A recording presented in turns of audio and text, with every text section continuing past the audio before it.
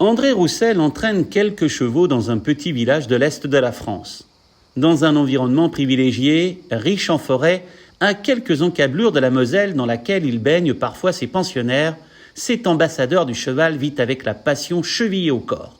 Rencontre avec un amoureux des sports et de la compétition. J'ai été professeur d'éducation physique pendant 42 ans, donc 34 ans dans le même établissement. Les chevaux, quand j'étais petit, j'allais sur l'hippodrome de Cagnes-sur-Mer avec mon père en tant que spectateur, mais ça m'a plu. À l'armée, j'ai eu la chance de monter sur la plage de Cherbourg des chevaux de location.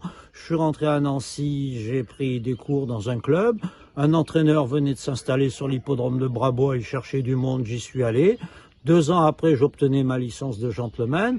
40 ans après, j'avais réussi quand même à monter 1000 courses, dont 800 en obstacle et une vingtaine de gagnants et pas mal de places. L'envie d'entraîner fait que j'ai pris mes couleurs et mon permis d'entraîner très vite. Et je me suis installé à la campagne avec mes chevaux. Un petit passage à l'hippodrome à Brabois qui n'a pas été concluant parce que les chevaux n'appréciaient pas le milieu. Je les ai remis à la campagne où là ils sont en liberté, ils vivent le bonheur total. J'ai une très belle nature pour entraîner. J'ai l'hippodrome de Nancy-Brabois pour peaufiner le travail et faire les galops d'obstacles. Et puis voilà, et puis on essaye d'engager dans les meilleures conditions possibles, sans surclasser les chevaux, en essayant de les courir à leur valeur, sachant que ce sont des valeurs, petites valeurs, moyennes valeurs, et de se faire plaisir, et puis de figurer dans ce monde-là sans démériter. Les chevaux, c'est une vie, c'est le bonheur, c'est d'être à la campagne, c'est d'être dans la nature, c'est d'être avec eux. Alors pas de voyage à l'étranger, pas de vacances, mais ça peu m'importe. Mon plaisir, là voilà, c'est comme aujourd'hui d'être en plein soleil avec tous les animaux autour de moi.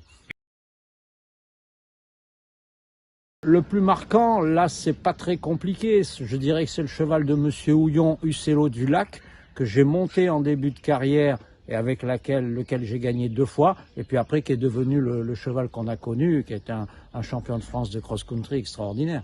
J'ai été professeur d'éducation toute ma vie. J'ai pratiqué plusieurs sports, le cyclisme, l'athlétisme, les sports collectifs, le rugby. Faut pas m'interrompre quand je regarde un match de rugby, ça c'est sûr. Et puis voilà, et puis j'ai pratiqué et après j'ai entraîné beaucoup de sportifs. Donc après mes connaissances du milieu humain, j'essaye de les appliquer aux chevaux dans tout ce qui est conditions physiques, entraînement, musculation, assouplissement, voilà. Et après, comme les gens, c'est la qualité des chevaux qui fait que on a des bonnes performances ou pas des bonnes performances. Il faut le matériel.